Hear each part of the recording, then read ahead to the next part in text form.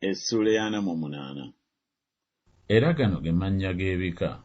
Okuva ku nkomerero ey'obukiika obwa kkono ku mabbali g'ekkubo ag'e Kesulooni okutuuka awayingirirwa mu Kamasi, Kazalemaani awali ensalo y'e Damasiko ku luuyi olw'obukiika obwa kkono ku mabbali ag'e Kamasi, era baliba n'embiriizi zaabwe nga zitunuulira ebuvanjuba n'ebugwanjuba.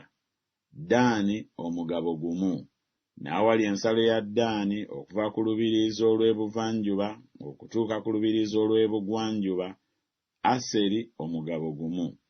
N'awali ensalo ya Aseri okuva ku lubiriizi olw'ebuvanjuba okutuuka ku lubiriizi olw'ebugwanjuba, Nafutaali omugabo gumu.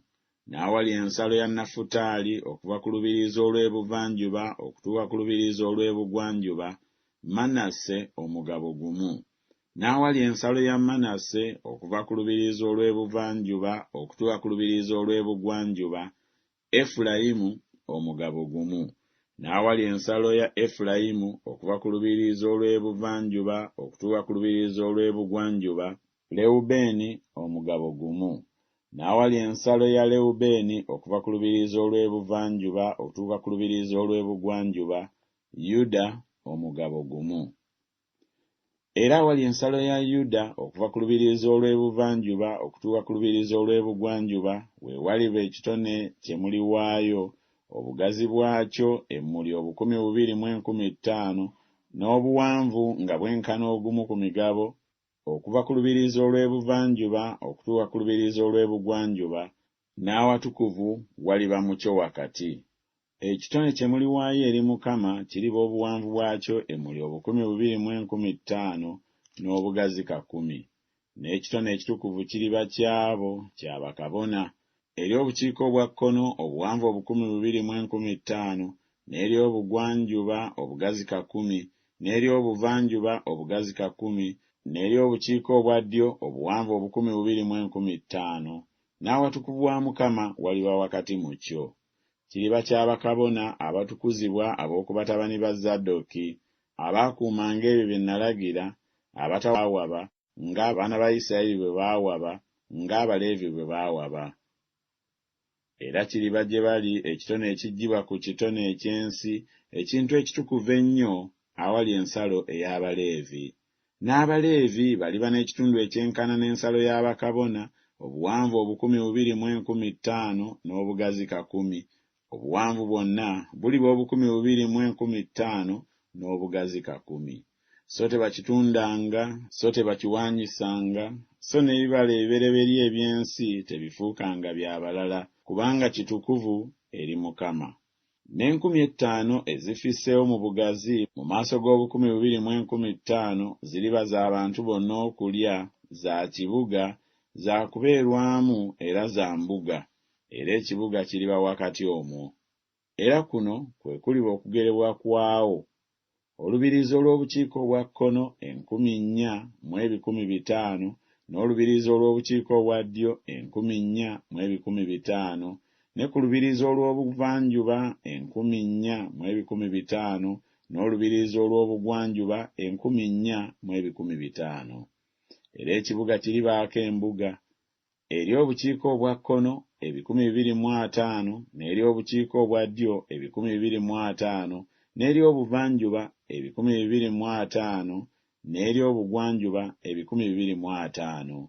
N'obuwanvu obufisseewo obwenkana ekitone ekitukuvu buliba 10 ebuvanjuba n'akakumi ebugwanjuba. Era buli enkana ekitone ekitukuvu n'ebibala byamu biriba byakulya eri abo abakola emirimu mu kibuga. N'abo abakola emirimu mu kibuga ab'omu bika byonna ebya Isirayiri banaakirimanga. Ekitone kyonna kiriba obugazi 2,250 n'obuwanvu 2,250. Muliwaayo ekitone ekitukuvu nga kyenkanankana enjuuyi zonna wamu n'obutaka obw'ekibuga. N'ekitundu ekifisseewo kiriba kyamulangira okuliraana n'ekitone ekitukuvu eruuyi n'eruuyi n'obutaka obw'ekibuga mu maaso g'2,250 obw'ekitone okwolekera ensalo ey'ebuvanjuba, n'ebugwanjuba mu maaso g'2,250 okwolekera ensalo ey'ebugwanjuba, okwenkana emigabo kye kiriba eky'omulangira n'ekitone ekitukuvu n'awatukuvu aw'ennyumba biriba wakati omwo. Era nate okuva ku butaka obw'Abaleevi n'okuva ku butaka obw'ekibuga obuli wakati w'ekitundu eky'omulangira wakati w'ensalo ya Yuda n'ensalo ya Benyamini waliba wa mulangira. N'ebika ebirala okuva ku lubiriizi olw'ebuvanjuba okutuuka ku lubiriizi olw'ebugwanjuba, Benyamini omugabo gumu. N'awali ensalo ya Benyamini okuva ku lubiriizi olw'ebuvanjuba okutuuka ku lubiriizi olw'ebugwanjuba, Simyoni omugabo gumu.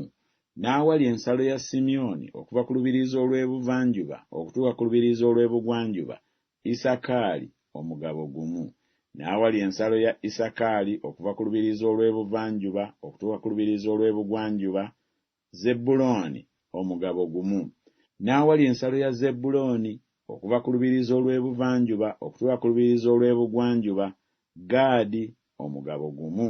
N'awali ensalo ya Gaadi ku lubiriizi olw'obukiika obwa ddyo mu busimba bwabwo, ensalo eriva ku Tamali n'etuuka ku mazzi ag'e Meribasukadeesi okutuuka ku kagga ak'e Misiri okutuuka ku nnyanja ennene.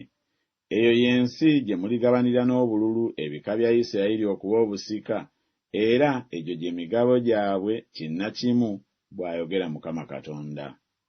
Era wano ekibuga we kikoma ku lubiriizi olw'obukiika obwa kkono emmuli 4,500 ezigerebwa, n'emiryango egy'ekibuga giriba ng'amannya g'ebika bya Isirayiri.